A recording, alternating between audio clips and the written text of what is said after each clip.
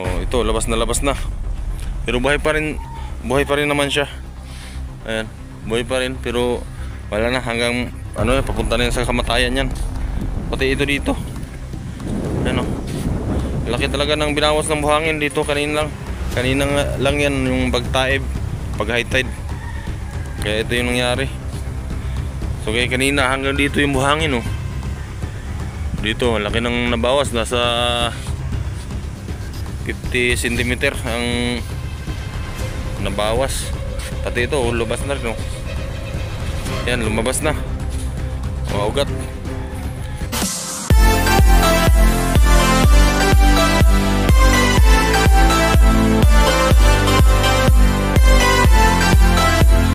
So ayan guys, maulang umaga sa inyong lahat at maulang araw. So ayan, at sisilipin lang natin dito ang mga kaganapan dito sa Bear Cubs compound, no. Grabe ang ulan dito ngayon at napakalakas pa ng hangin.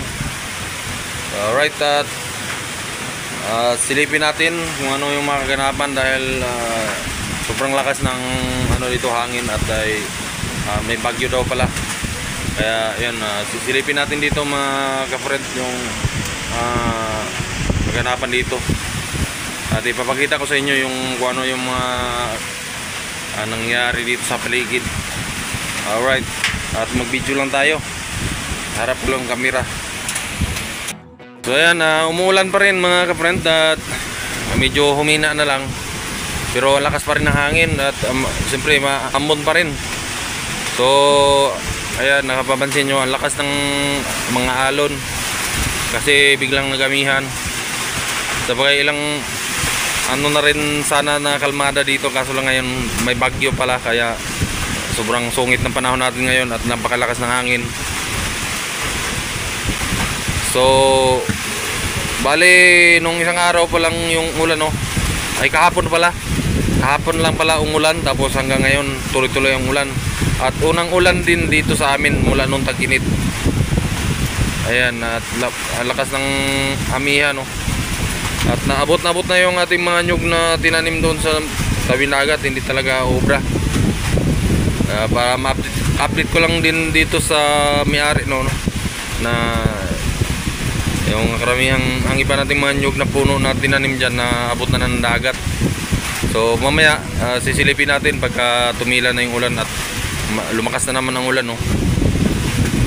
Yan, hindi tayo makalabas doon. At kita naman, nauuga yung kahit gaano kahigpit yung hawak ko ng cellphone, umuuga pa rin yung cellphone sa hangin. Kung napapansin nyo ang ano ng mga nyogo, lakas. Yan.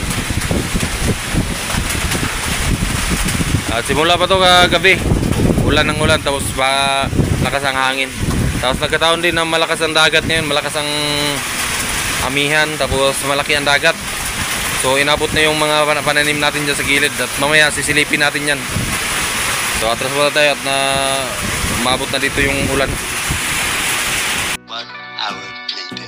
So ayan, magandang hapon sa inyong mga friend at update natin ulit yung ganapan dito. Tumila ng ulan bahagya. Ayan, at daming mga nyog na ano, nalaglag at yung mga dahon. At sisilipin lang din natin yung yung kagalagayan dito. At silipin lang din natin yung inabot ng dagat dito, kung anong nangyari sa pananim natin dito sa tabing dagat.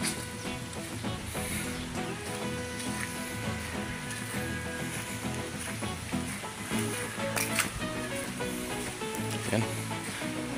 Basang-basa yung loob ng kubo.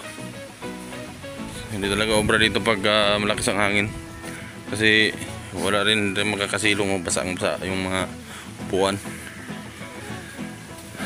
Alright, at inabot talaga ng dagat yung laki ng dagat kanina. So ito pala, lumabas yung simento. Yung kahoy ng tinanim ko dito nawala na.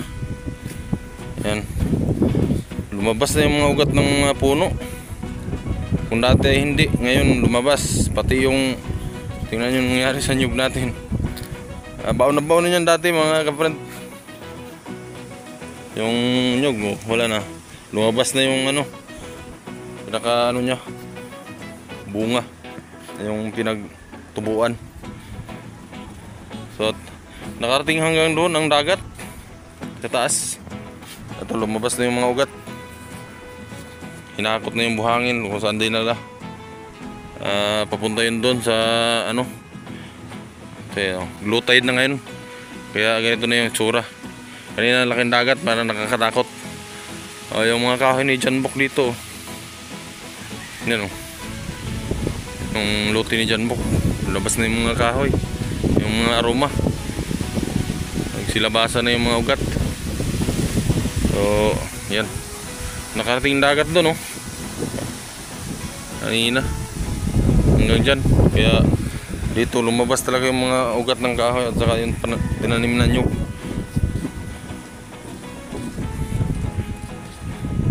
Bahay natin. Saka yung mga ugat-ugat ng kahoy lumabas na. Yan o, mga ugat. Dati wala yan, puro buhangin yung makikita natin. Yan. Oh, ito labas na. Pero buhay pa rin naman siya. Ayan, buhay pa rin pero wala na hanggang ano, papunta na yan sa kamatayan yan. Pati ito dito. Ano? Laki talaga ng binawas ng buhangin dito kanina lang yan yung pagtaib, pag high tide. Kaya ito yung nangyari. So kaya kanina hanggang dito yung buhangin, oh. Dito laki ng nabawas, nasa 50 cm ang nabawas.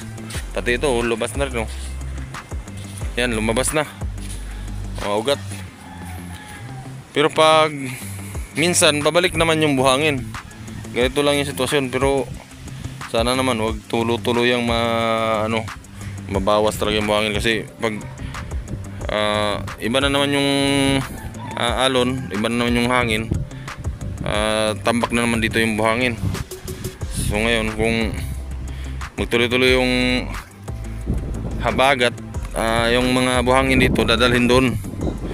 Saka kung may iba na namang hangin na galing doon papunta dito naman babagsak yung mga buhangin. So ito nangyari, oh. Yung unang-unang linyang nyog, okay na sana, okay na, hindi na siya naabot. Wag lang sa lalaki pa ng ang dagat. Pero ito yung last na tinanim natin, wala na, patay na talaga siya. So naglabasan na yung mga ano, laki nang nabawas talaga ang buhangin kasi hindi kita yung ano, malalim yan. Hanggang dito din yung pagkabaw natin, hanggang dito. Kaya ang lalim, ang daming buhangin na nabawas sa ngayong taib lang, no? Ngayong araw lang. So, no? Labas. Wala na, patay na to, hindi na ito maagapan. Ito lang talaga. Pati yung ano, nadali sa tag-init yung mga ano natin dyan. Tsaka yung basura, ngayon lang hinakot kasi lagi namin nilinisan yan. Ngayon lang hinagot ng dagat yan yung mga basura na to. At ito nga, oh, inabot pa rin yung ano, yung pananim natin na bandang itaas na. So yun, oh, layo, diba? Nasa 4 meters yung inabanti ng dagat. Kung dati hindi ito naaabot, ito ngayon 4 meters hanggang dito sa kabilang ano, inabot nga yung pangalawa, oh. Yan, hanggang dyan sa may basura. Yan yung inabot ng dagat kanina. So ang masama pa rin ang panahon, no? Tumila lang saglit ng ulan pero nag-ambon pa rin. Yung inusula hindi makita, sobrang nakasalaot. Yan, low tide na kasi kaya ganito, nakakapag ikot-ikot tayo dito. Kanina hindi mano kasi lakas ng alon. So buti na lang ito hindi inabot. Pero inabot talaga. Pero hanggang dyan lang yung ano ng dagat, yung hampas. Hindi na siya masyadong napiktuhan. Pero yung mga ano na, kita naman ninyo yung ano, no, mga punong aroma natin dito, nagsilabasan talaga. Yan. At ito dati mga friend, kunti lang labas nito. Ngayon hamakin mo yun, oh. Yan, hanggang dito yung buhangin dati. Ngayon, 50 meters nga yung 50 cm yung binawas ng buhangin dito. Yan, kung dati hindi lumabas yung mga ugat dito, ngayon labas eh. Oh, tingnan nyo na yung dating tanim na nyug, oh. Yan yung pinakahuling tanim, may tinanim pa nga ako dito, wala na. Yan. Talaga obra. Palaki na palaki yung bawas ng buhangin. Ito, buhay sana to. Kaso lang, wala, gaya nito. Kanina lang, pinalabas na naman ng dagat. Hinakot yung buhangin. Oh, yung pantil na to, konti lang yung simento to, konti lang yung labas. Hanggang dito. Kaya ngayon, oh, laki ng binawas. Ayan, at ito lang yung update natin. At ingat po tayong lahat mga kapatid. Shoutout pala dyan kay Sir Bear Cubs at kay Sir Alan, Family Bear Cubs, at kay Kati Juan. Shoutout. Ito po yung kaganapan dito. Ayan, daming linisin. Ito kanina maaga kasi may okasyon dito kahapon. Yung padespedida ng pare. Nilinisan namin to kanina. Ngayon nandyan mga basura, dinala ng hangin kanina. Lakas na kasi ng hangin at saka ulan. Nakapaglinis kami dito kaninang umaga. Yan, daming mga linising mga palapa ng nyug. Tsaka mga basura hinakot ng hangin. Dito na muna ang ating update mga ka-friend. God bless, ingat tayong lahat.